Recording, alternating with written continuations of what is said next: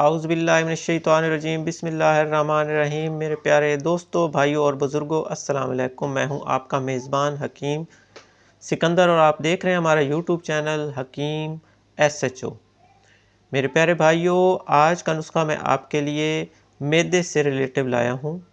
मैदे की ऐसी बीमारियां जिसमें कब्ज़, बदबूदार डकार आना, हथेलियाँ जलना, तलवे जलना वगैरह शामिल हैं। इसमें पुरानी कब्ज़, मैदे के मकाम पे हल्का दर्द होना, दम कशी, खट्टे डकार आना और सुस्ती, काहली पड़ जाना, शदीद कमज़ोरी हो जाना, बेचैनी, घबराहट, हाथों और पाँव में खुजली होना। इसके लिए मेरे दोस्तों ये नुस्खा एक ख़ास नुस्खा है। चलते हैं अपने नुस्खे की तरफ बग़ैर टाइम ज़ाया किए। मेरे दोस्तों, ये मैदे के लिए एक अक्सीर है, हर किस्म की बीमारी को ख़त्म करेगा जो मैदे से रिलेटिव होगी। अक्सीर मैदा। नंबर 1 पे आपने लेना है मुस्तगी रूमी। मेरे दोस्तों, ये खालिस लेनी है आपने।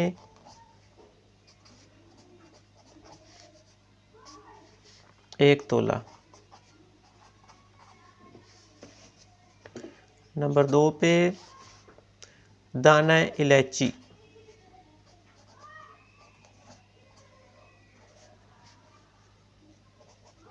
खुर्द। एक तोला।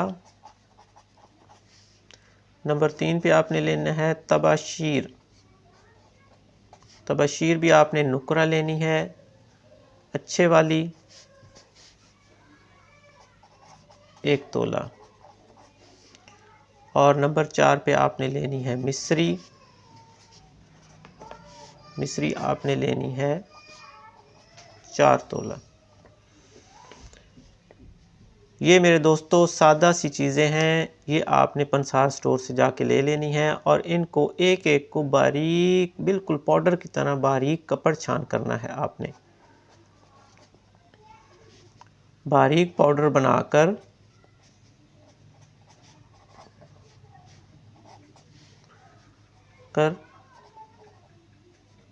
इसको इस्तेमाल में लाएं।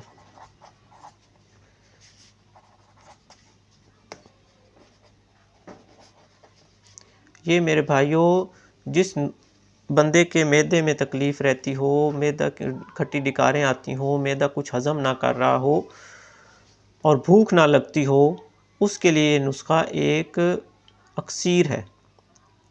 इसकी खुराक मिकदार आपने लेनी है 3 माशा सुबह और 3 माशा शाम को हमरा ताज़ा पानी से।